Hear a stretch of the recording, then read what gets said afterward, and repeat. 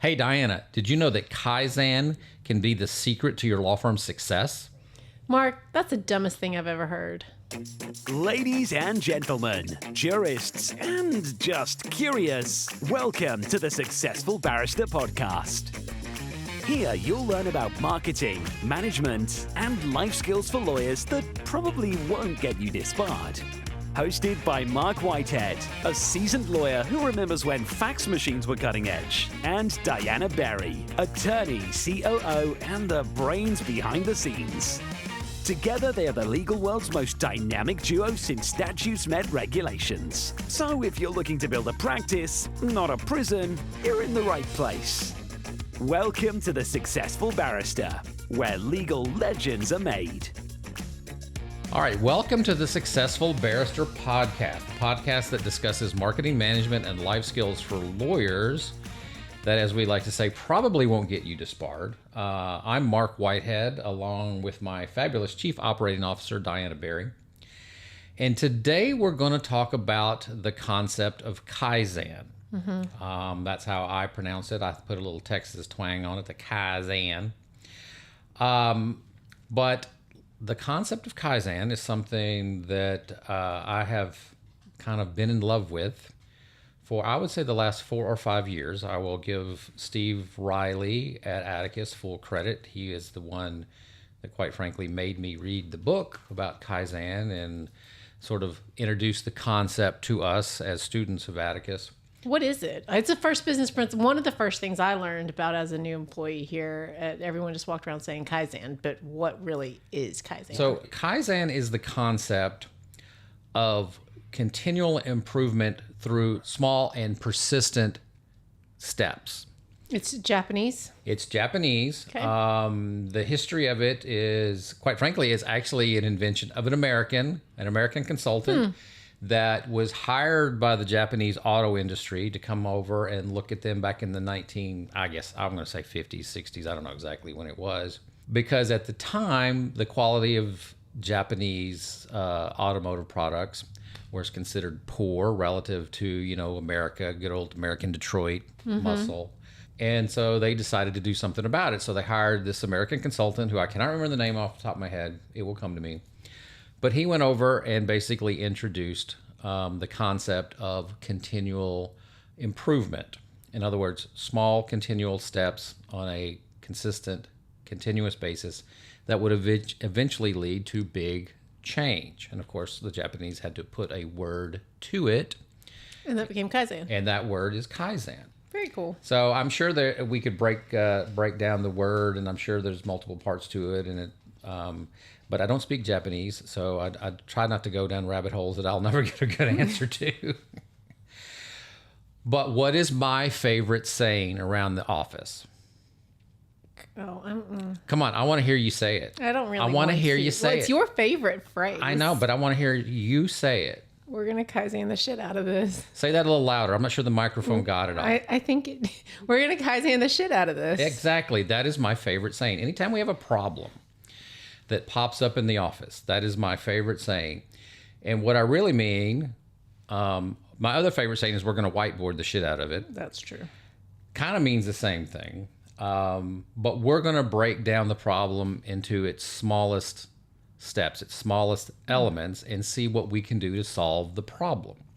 So I think that's a good illustration of what the concept of Kaizen is.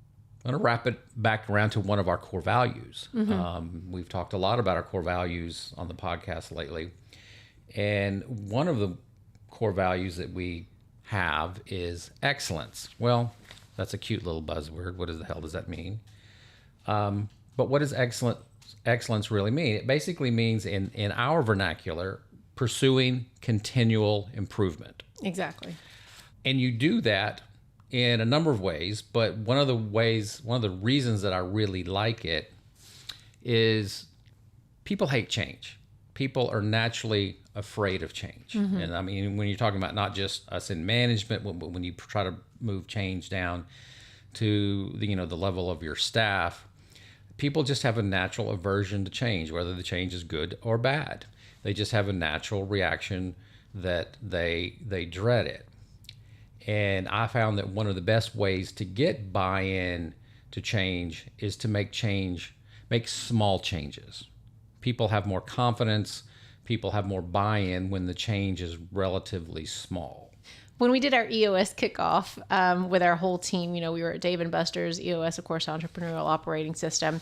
We talked about each of our core values and the phrasing behind it and why we chose those particular words and our core value. And I think one of the things that we talked about in particular with this core value was the fact that this firm, with our culture, is that we are going to always be improving. We're always going to be on the pursuit of excellence, which means that if you need to know every day that this field is going to always be right here in Litify, and this is the way you're going to do things the entire way that you're here, this may not be the firm for you, because we're always going to be looking for ways to either automate something, or if there's a better way to screen flow it or something else, then I think that it's just a part of our culture to always try and improve.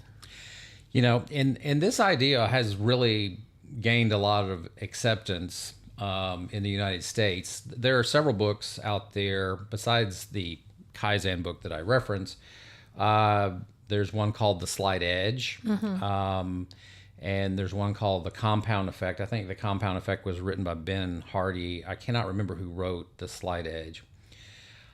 But they all talk about the same general principle, which is small incremental improvement over time equals huge results, as opposed to dramatic innovation, which I think is the opposite of Kaizen, which is to come in and make dramatic, big changes in a very short period of time to basically totally change the direction of the Titanic. Frequently, that type of innovation, drastic innovation, fails miserably.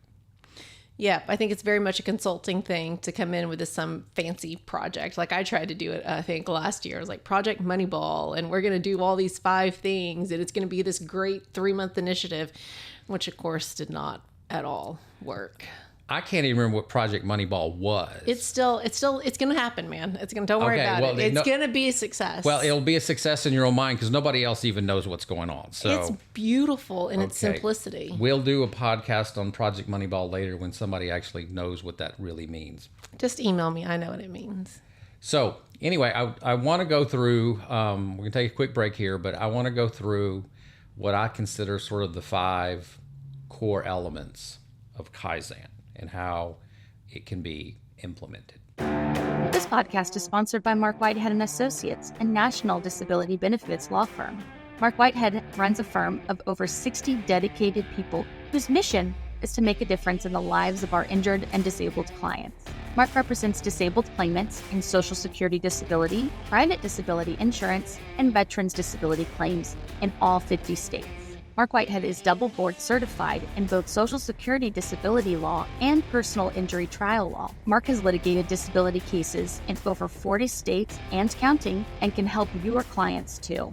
Stop throwing your phone calls away. Call Marc Whitehead at 701-VIP-LEAD. That's 701-VIP-LEAD. Or visit our website at disabilitydenials.com. Referral fees are paid in all jurisdictions where it is permitted. Refer us your disability cases today and know that your clients will be in good hands. So I mentioned before the break, in my view, there are 5 things. I've written an article about Kaizen. Actually, I think I've written several articles about Kaizen. For our Successful Barrister newsletter. Yes. Oh, see, I have to plug the actual written newsletter. Mm-hmm. Everybody out there, if you want to get on our mailing list, it is free. So drop us a line at marc@marcwhitehead.com. Marc spelled with a C. It's a quarterly newsletter. No. I think it's about 6. Bi-monthly, 6 issues a year. Very cool. And so it's fun. It's not about disability at all. Not that disability can't be fun, I guess, as practitioners. Disability is so fun. But I think it's fun articles. Sometimes I write one.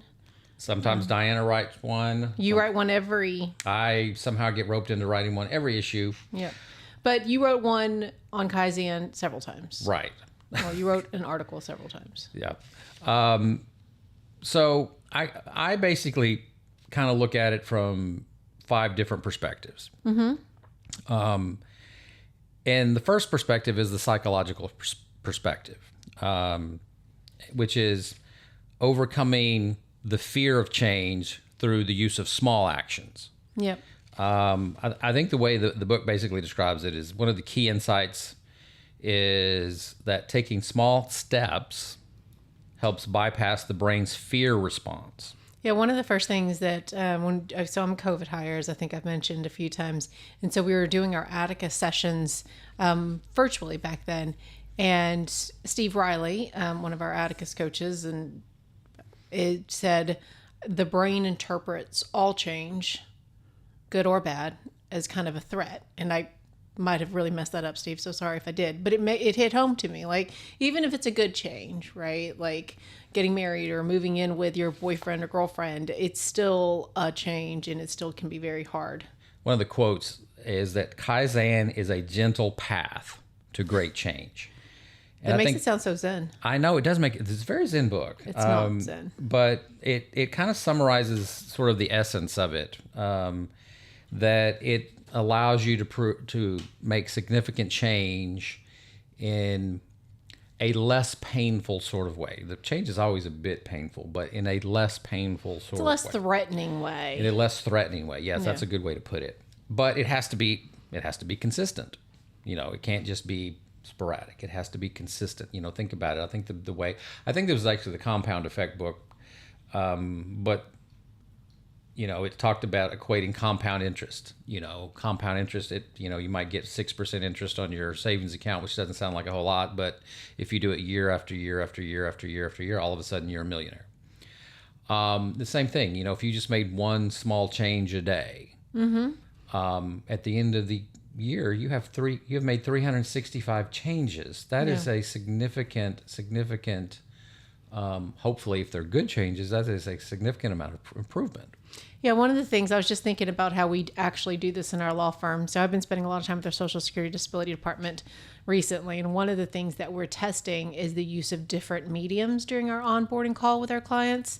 And so, as we've talked about on the on other podcasts, we use the Case Status Client Portal, which is an app and all the things. But we're now sending our infographic of the timeline of a Social Security disability case during the onboarding call to help our clients, not only because obviously the timeline, setting client expectations at the beginning isn't just, that's auditory, but then we're also now getting them to see it visually, and it's now in this thread. And so what we're doing, it was very not hard, but it was one of those things where our case managers during the onboarding call, they're like, sure, I can send this one thing for you guys during the onboarding call, but then it's the compound effect of the next time that the client pulls up the app or the thread to say, hey, how's my case going? They're going to be like, oh, look, this really pretty infographic that they sent me tells me I have a really long time in my case. Yes.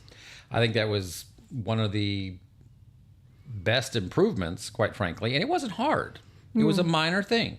Yeah, no. And I think that the Kaizen of, hey, we're going to do this one thing, guys. We're going to just change it, and we'll just let us know how it works. And so we've built in little checkpoints with them too. And I don't know where that fits into the Kaizen, but it's like, okay, we're going to talk about how effective this is in 30 days. Because then they're like, okay, well, I can do anything for 30 days. So even if I don't like it, Diana's going to give me an opportunity to check back in 30 days. And the flip to that, making the small change, it makes it less threatening because, quite frankly, what if the change is bad? What if the change has the opposite effect of what you intended? Yeah. If it's just a small change, it's easy to reverse. Whereas if you had some big, massive initiative, sometimes it is difficult, if not impossible, to reverse out of that bad decision for a lot of reasons. Just mechanically, it's hard to do. Sometimes people who've invested in this, they can't ignore the sunk costs. They just have to. Keep throwing good money after bad. Yeah, sometimes it's they're so psychologically invested because it was their idea. They can't comprehend that their idea wasn't a great idea. Whereas, a small change, hey, we tried it, didn't work, reverse it out. No big deal. Yeah, it's not the Titanic. Yeah, it's not the Titanic. So what's the second tenet of Kaizen? All right, so the second perspective that we're looking at is the business management perspective. Continuous improvement for organizational growth. So in the context of businesses, Kaizen promotes a culture of ongoing improvement. So it's a cultural mindset, rather than relying on major restructuring. What you're really doing is, from an organizational standpoint, making small incremental changes. Again, just like we just stated, if you make a mistake, easy to back out of it, easy to reverse course. And we've talked a lot about how I think technology, we're a very tech-focused firm, we're a tech-heavy firm, and I think technology allows us to do those things a lot more easily. So, like, for example, I remember, again, in Social Security, we created a scorecard we've talked about before that was tied to their bonus metrics of making sure that we were proactively doing something in support of our client's claim. And then we figured out a way to automate it. And so then we removed that from the scorecard, and it was still getting sent out to the client. But, that was this very small change of, first of all, we're going to get into the habit of making sure our clients are proactively receiving this information from us. And then now we're going to make this just happen without you guys doing anything at all. So I thought of another way to think about it. It's not only small changes, but small commitments. So, for example, you brought up technology. Frequently we have implemented different technologies, and I've always had the philosophy, I'm going to sign the shortest contract with a vendor that I can possibly get away with until I have confidence in them. I'm not going to sign a 3-year contract with you until I vet you and test you out first. I mean, that's kind of another way to think about Kaizen. I don't want to get overextended. I don't want to get overcommitted on something. We, last year, tested out an AI technology. We did. And of course, they were willing to sign a 3-year contract and give me a discount on years 2 and 3 if I would sign this contract. Like, no, we're going to sign a 1-year contract. The minimum I could get away with, I would have signed a smaller contract if I could have. Yeah. To test it out. And after a year, it didn't pass muster. We cut our losses and we let it go, because I didn't overextend myself. I didn't commit too far into the future. So I think it's another way to sort of feel, to think about the Kaizen way, is don't overextend, don't overcommit. Take it in small doses, as small as you can get away with. Month-to-month contracts are great. We love especially with month-to-months. technology, just because it changes so fast these days. Yes. Yeah. So what's your third perspective? All right. Third perspective is from the personal development point of view. Building habits through incremental change. I think the way the book phrases it, for individuals seeking personal growth, the Spirit of Kaizen provides a framework for sustainable self-improvement. Things such as eating, exercising, relationships, all become easier if we just think about it in terms of small changes.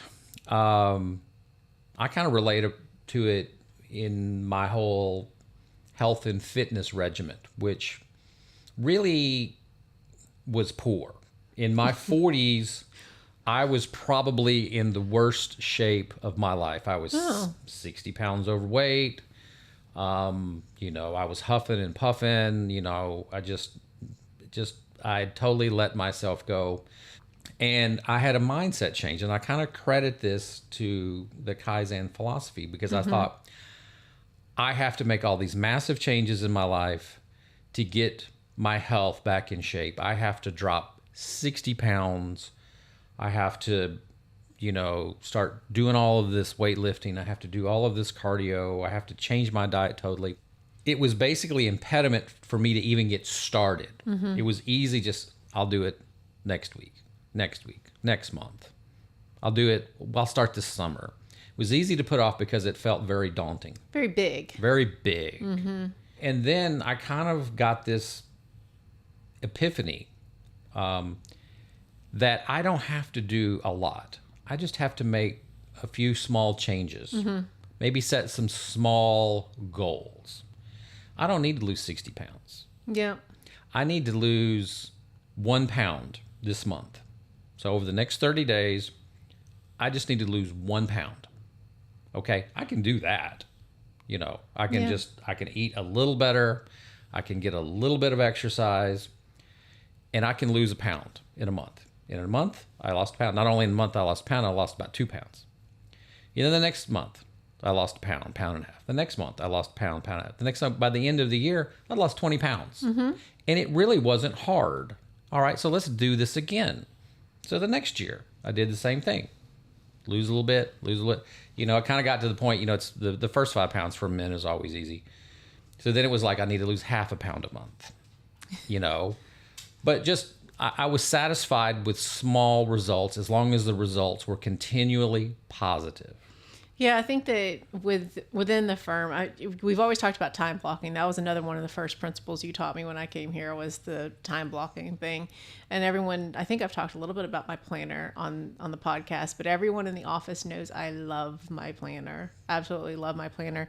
But one of the things that I have done this year is to dedicate it's usually on a Sunday night. I'll admit it's usually on a Sunday night. One of the last things I'll do as the weekend's winding down. Sometimes it's on a Friday afternoon, but I'll time block my week. I'll plan out my week for both personal as well as professional things. And it only takes me now 30 minutes. I'll plan out the meals for the family.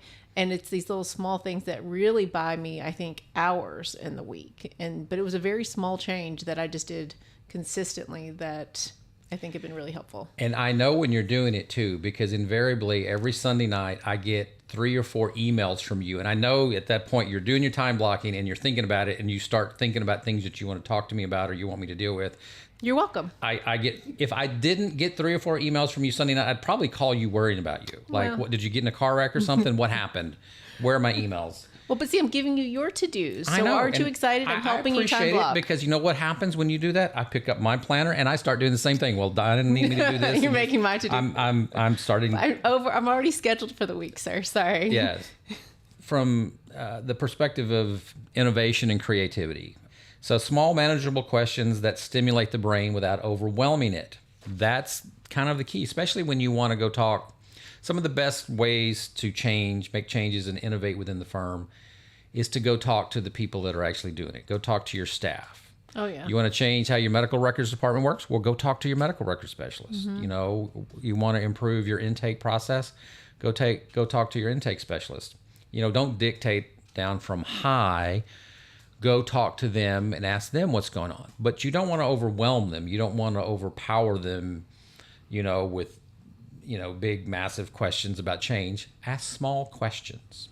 Well, and I think we do this in a good way over the summer. We usually have at least 2. This summer we had 3 law clerks, and inevitably, not every summer, but every other at least, one of their main summer projects is to go through the procedure manual for that particular department and at least just update a portion of it or make sure it's still current. And that's how you make it a 3-month project rather than just an inundated, concentrated time frame, to make sure that the process is still worked, to make sure that what we think is happening is actually the way that things are actually getting done. You want to bring out the good ideas from your staff. You don't want to stifle their ideas. And just by coming down, sort of from on high with these great grandiose plans and then asking them their opinion, they're just going to look at you like a deer in the headlight. Whereas, happened to me today. Yes. Where if you just ask them small little, hey, tell me about your biggest pain point. What one little thing would improve your life? What one little thing would improve how we actually can help the client?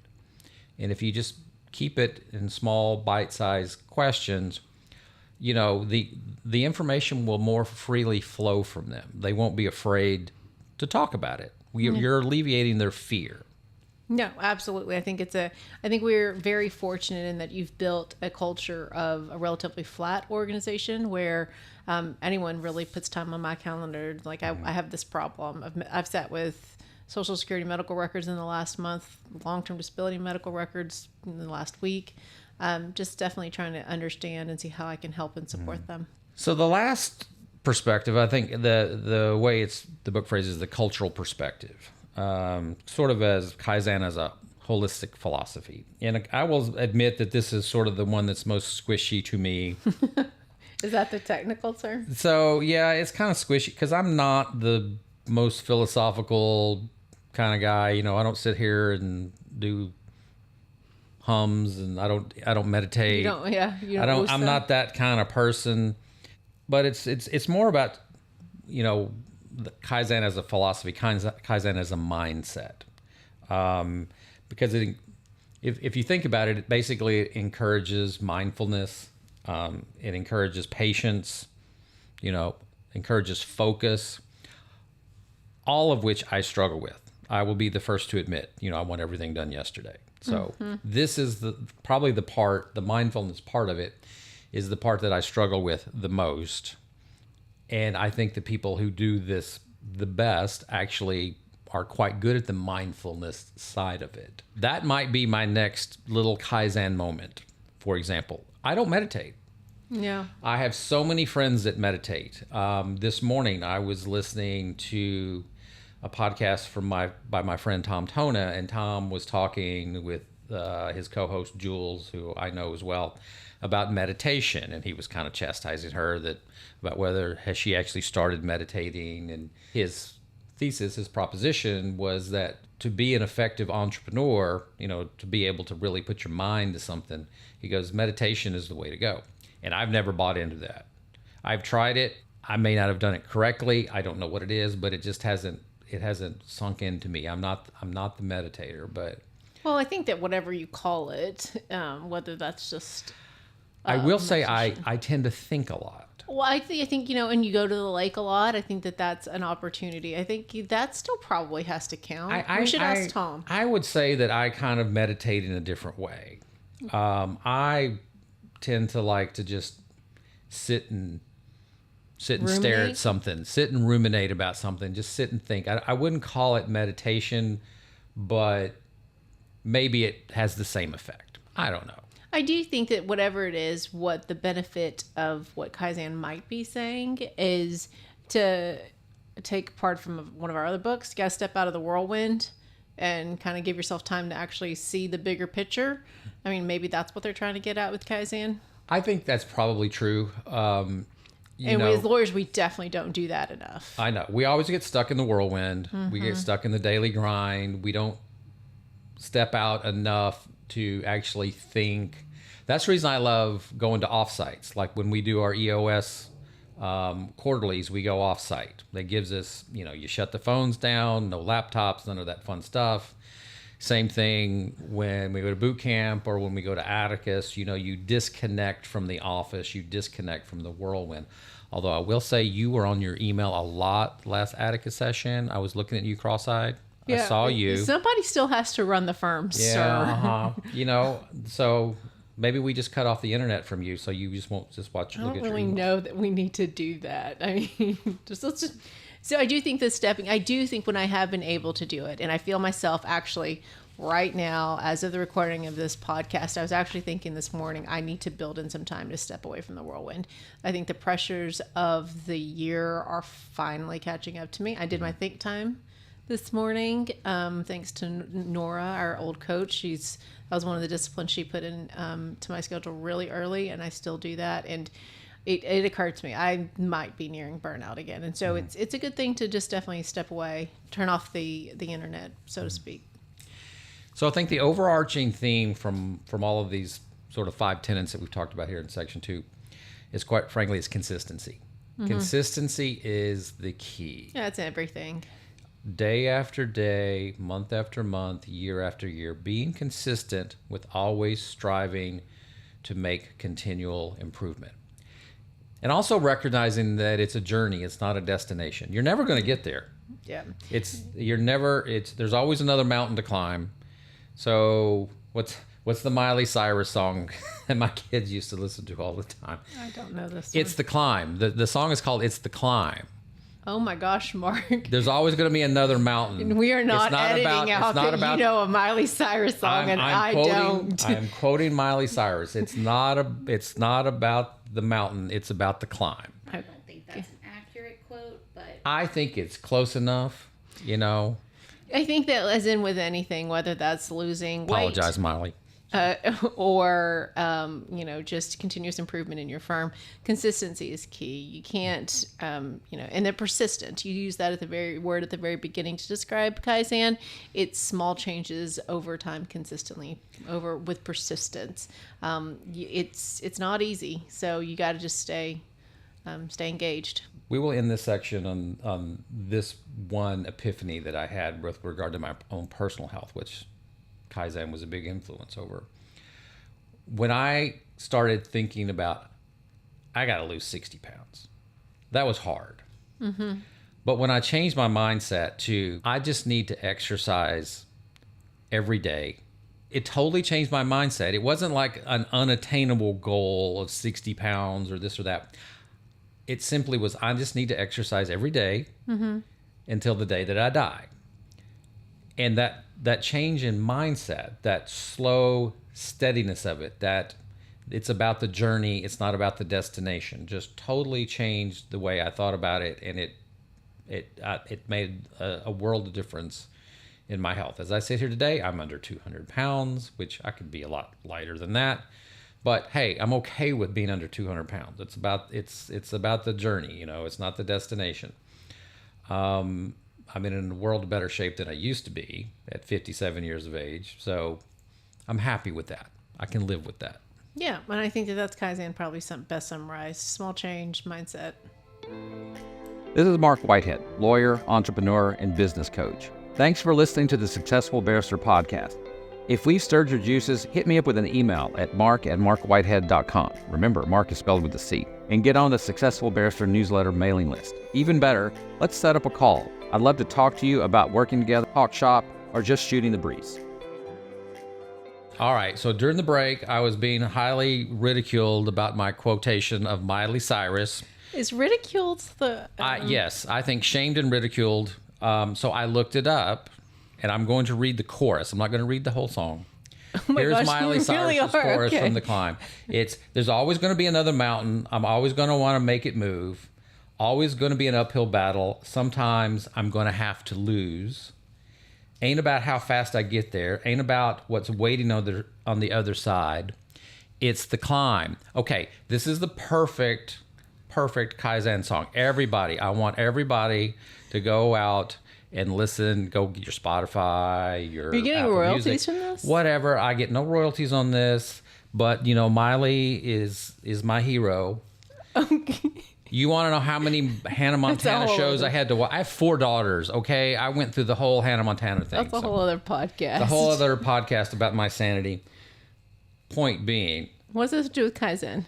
it's the perfect Kaizen song. So the element of Kaizen is basically, you looked it up during the break, 2 Japanese characters, which basically mean... Continuous improvement. To the extent that you can believe anything on the internet these days, continuous improvement. Okay, well, I believe Yeah. Miley, and I live and die by Miley. So there. Well, there you go. So I think that's the thing, because I think that change fatigue can be a very real thing, especially if you're consistently moving cheese without the rhyme or reason, without getting buy-in from your team.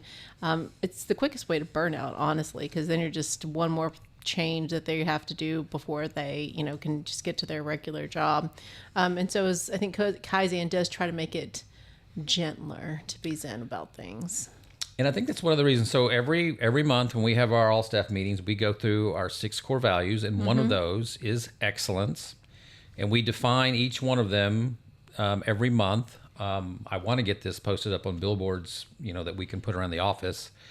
But excellence, pursuing continual improvement. We preach that. That becomes part of the culture that we're trying to build into this firm.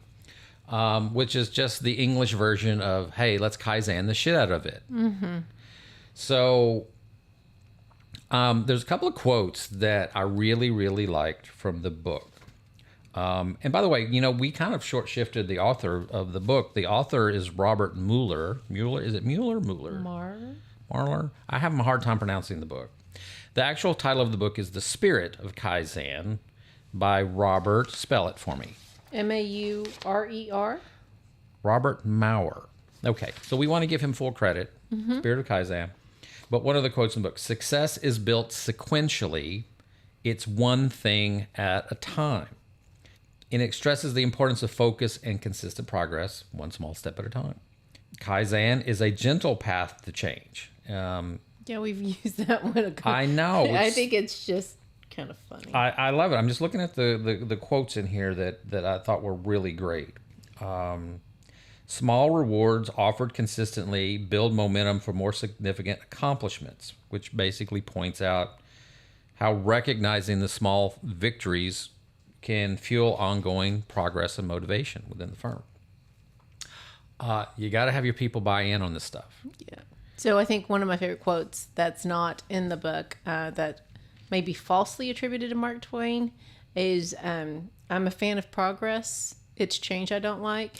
Have you heard that one? I've heard that one. And I think that that's pretty much our teams, and most teams probably, sentiment. Yes, let's pursue continual improvement. Yes, excellence is great. Yes, all about progress, all about all the good things. I just don't like change, you know? And so with Kaizen, I think we found a more manageable way to introduce change to our team that doesn't feel threatening to them and get their buy-in. So I think one of the things you have to do is continually remind your people the why. Why are we doing this? What is our purpose? So, you know, in our firm, part of our culture is that we continually espouse that the purpose of this law firm's existence is to improve the lives of our disabled and injured clients. That's our purpose. That's what gets us out of bed every morning. That's why we always want to make continual improvement, is because we always want to be providing better and better service and better results to the people that we serve, to the people that we're trying to, you know, improve their lives. In a very practical way, today I led a training for one of our one of our groups, and I did my little funnel thing. So for all of you that aren't watching, just listening, I start for the very top with my big funnel. I'm like, this is my thesis. This is how it applies to our law firm. This is what we've been doing, and this is what we're talking about today.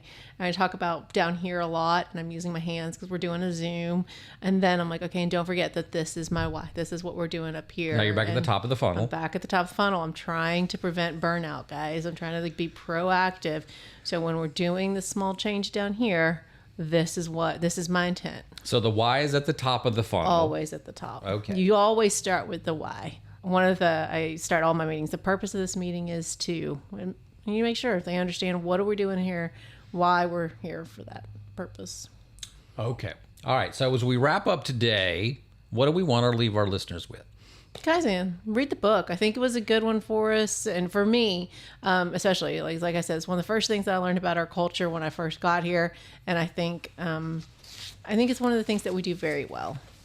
So The Spirit of Kaizen by Rober Maurer, as we have... We're very sorry, Mr. Maurer. Yes, we are so sorry that we butchered your name. Mm-hmm. I do want to throw a secondary shout out to what Miley? I'm going to call... Well, to Miley, yes. Oh my gosh, I'm going to throw a shout out to Miley. No, I was going to say the two other books, The Compound Effect and The Slight Edge. I think we read Slight Edge. These are, I would call these companion books. Mm-hmm. Here's the nice thing. All of these books are short reads. All of them are, I would say, 120 pages-ish. They're very thin books. They're not some War and Peace that you have to slog through. They're very readable. They're all readable in, one sit-down evening session by the fireplace, if that's your thing. We're in Texas. We never have fireplaces. We're in Texas. It's too damn hot. We don't do fireplaces. But read them. Let us know what you think. Read them. Let us know what you think. Give me a shout. My email is marc@marcwhitehead.com. Marc spelled with a C. So give me a shout. Let me know what you think about the books. Let me know what you think about the podcast. Let me know if you have any questions. If you just want to shoot the breeze. If you want to know anything about anything that we talk about. We are an open book here, and we like to share as much information as possible. So with that, I think we are at the end. I want to thank everybody for listening to the Successful Barrister podcast, where legal legends are made. I'm Marc Whitehead. And I'm Diana Berry. And together we are the dynamic duo of law. So remember to rate and review us wherever you get your podcast. And if you enjoy this podcast, tell your friends. Come visit us at thesuccessfulbarrister.com.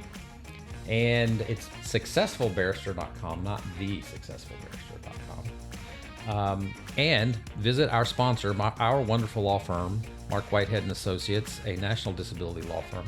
Visit us at disabilitydenials.com. Until then, we'll see you next time. Bye.